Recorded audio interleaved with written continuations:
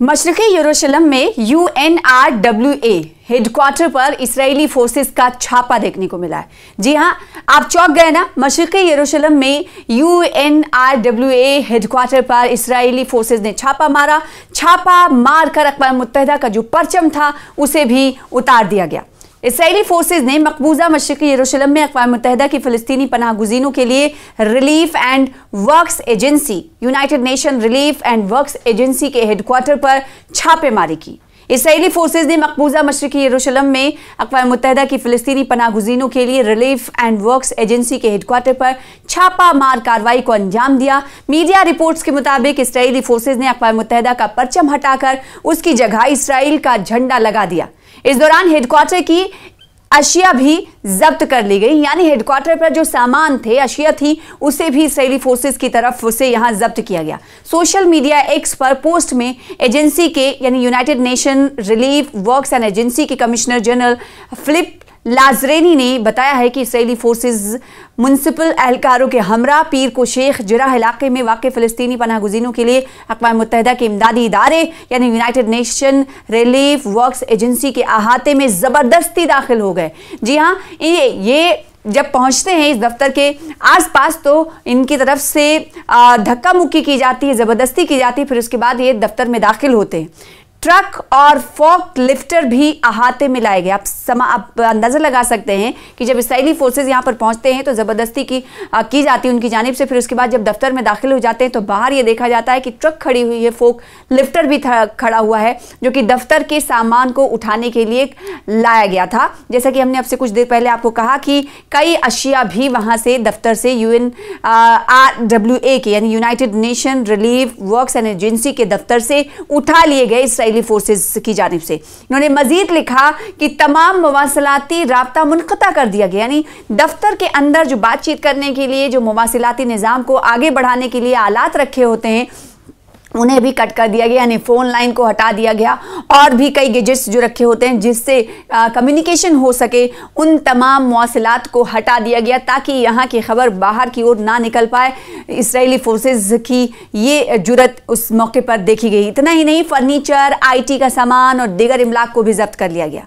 General Philip ने लिखा है कि इसराइली फोर्सेज ने अक़वाम मुत्तहिदा के झंडे को नीचे उतारकर उसकी जगह इसराइली झंडा लगा दिया। देखिए, ये तोड़फोड़ तो करी ही, सामान तो लूटा ही, दूसरी तरफ दफ्तर के ऊपर जो UNRWA के जो झंडा लगा हुआ था, फ्लैग जो लगा हुआ था, अक़वाम मुत्तहिदा का झंडा जो लगा हुआ था, उसे भी नीचे उतार दिया। ना सिर्फ नीचे उतारा बल्कि उस झंडे की जगह पर इसराइल का फ्लैग, इसराइल का झंडा लगा दिया गया।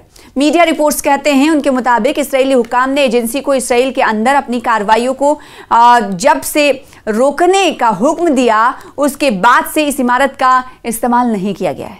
यानी जब इस इमारत में इसराइली फोर्सेस की तरफ से अटैक किया गया, घुसपैठ इस इमारत में, इस दफ्तर में की गई, उसके बाद से कहा गया है कि इस इमारत का इस्तेमाल नहीं किया गया है। United nation relief works agency ने इस साल के आगाज से इस इमारत का इस्तेमाल नहीं किया है।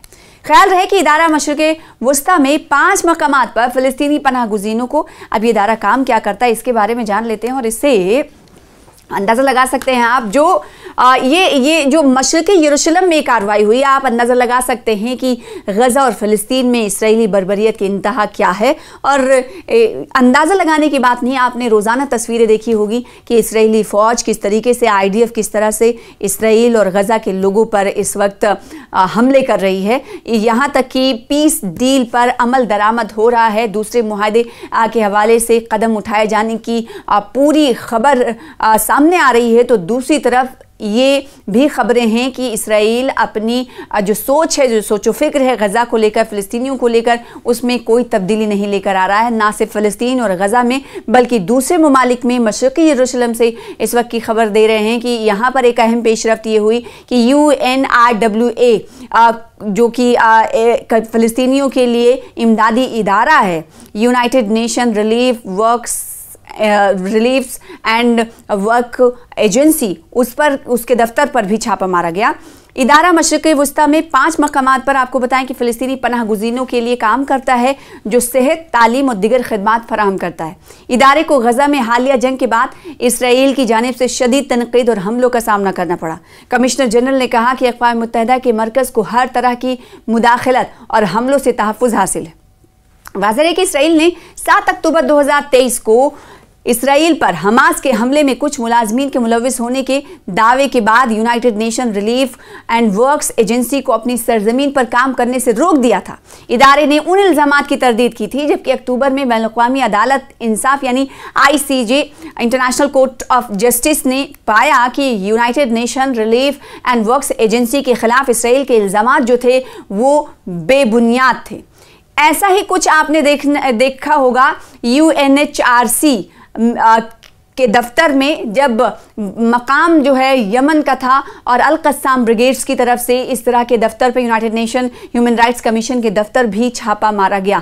तो ऐसे में कहा जा सकता है अल-क़स्साम ब्रिगेड्स पर जिस तरीके से तखरीबी ग्रुप के इल्ज़ाम लगते रहे हैं, तो उनकी तरफ से इस तरह की कोशिशें जब की जाती हैं और जो United nation human rights commission के जो अहलकार हैं उन्हें कई बार हमने देखा कि गिरफ्तार कर लिया गया, बंदी बना लिया गया और कहाँ लेकर जाया गया उसके बारे में नहीं पता चला। तो इसी नौइयत का ये मशरिक़ी यरूशलेम में वाक़या दिखाई देता है जो IDF के ज़रिए किया जाता है। अब आप समझ सकते हैं दूसरे ममालिक तक, ये अगर अल-क़स्साम ब्रिगेड्स की बात करें तो वो अपने ही मुल्क में इस तरह की कार्रवाइयों को अंजाम देते हैं, जबकि इसराइल अपने ही मुल्क में अपने मुल्क को छोड़कर दूसरे ममालिक में अपना पैर जो है जमाने की कोशिश कर रहा है। ना सिर्फ पैर जमाने की कोशिश कर रहा है बल्कि दूसरे को धमका रहा है, डरा रहा है, यहाँ तक कि United nation relief and works agency को भी नहीं छोड़ रहा है। ये आप इन खबर को देखकर अंदाज़ा लगा सकते हैं।